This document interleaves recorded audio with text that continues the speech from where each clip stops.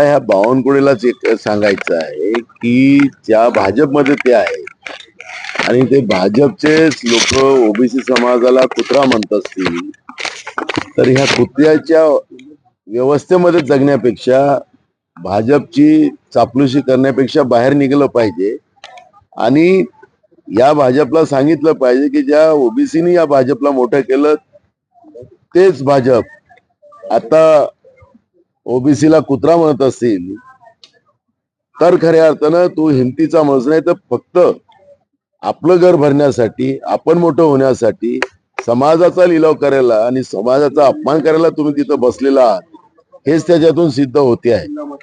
मी कोणाला उभं ठेवायचं आणि काय करायचं नाही. नाना पटोले सामनेहून लढतो, असं मागून वार करत नाही. त्यामुळे असे निरर्थक आरोप लावण्यापेक्षा मी जे काही सूचना दिलेली आहे त्या सूचनेचं पालन बावनकुळेंनी करावं एवढं त्याला मी सांगतो. पण आज महाराष्ट्रामध्ये ज्या पद्धतीनं या महायुतीच्या सरकारने जो महाराष्ट्र विकायला काढलेला आहे आता त्याला सिद्ध झालेलं आहे की राज्याच्या आरोग्यमंत्री यांनी सांगितलं की मी कधीच गरीब होणार नाही, वेळ आला तर महाराष्ट्र विकून टाकेल. म्हणजे याचा अर्थ कालपर्यंत आम्ही जो आरोप करत होतो त्या आरोपामध्ये वस्तुस्थिती निघालेली आहे.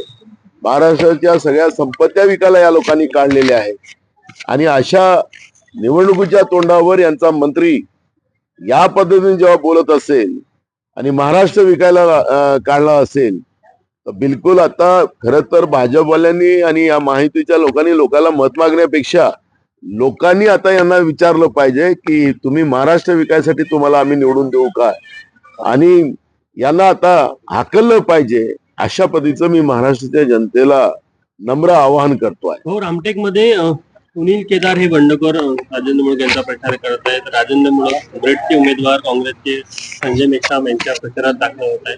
यावरनं शिवसेनेने तक्रार केलेली आहे. नेमकं काय सुरू आहे काँग्रेस? अजून तक्रार आली नाही माझ्याकडे आणि मी माहिती घेतो आहे. नाही पण पक्ष प्रदेशाध्यक्ष म्हणून रामटेक मध्ये काँग्रेसचं काय चाललंय? अरे मला तक्रार आलीच नाही. तुमच्याकडे आली असेल तर मला दाखवा कॉपी. प्रदेशाध्यक्ष म्हणून तुम्ही कशा प्रकारे बघता? अरे मला तक्रारच आली नाही. तुम्ही म्हणालात ना तक्रार आली म्हणून. प्रदेशाध्यक्ष म्हणून या घटनाक्रमाकडे मी आता माहिती घेतलेली आहे. माहिती इथं येऊ द्या. 23 तारखेपर्यंत माहिती येणार आहे का तुमच्याकडे रामटेकची? निवडणूक होईपर्यंत माहिती येईल का? कल अमित शाह ने कहा है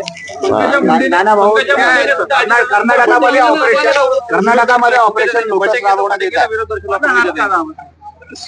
महाराष्ट्रात या बटंगे आणि कटिंगेला कुठलाही अर्थ राहिलेला नव्हता. बटंगेवाल्यांनाच लोकांनी कापायचं ठरवलं होतं आणि त्याच्यामुळे जी काही परिस्थिती आज महाराष्ट्रात झाली आणि महाराष्ट्र कधीही ही गोष्ट एक्सेप्ट करू शकत नव्हतं. पण हे दिल्लीतले आणि ते उत्तर प्रदेशचे बसलेली लोक महाराष्ट्राचे तुकडे करू पाहत होते आणि त्याचा आम्ही विरोध केला आणि मी मागच्या काळात सांगितलं की जेवढा अमित शहा मोदी आणि योगी महाराष्ट्रात येतील तेवढाच आमचा फायदा होणार आहे आणि त्याचा फायदा आम्हाला झाला. ज्या ज्या ठिकाणी योगी गेले, ज्या ज्या ठिकाणी मोदी गेले, ज्या ज्या ठिकाणी अमित शहा गेले त्या त्या ठिकाणी महाविकास आघाडीचे कॅन्डिडेट जिंकून येतील.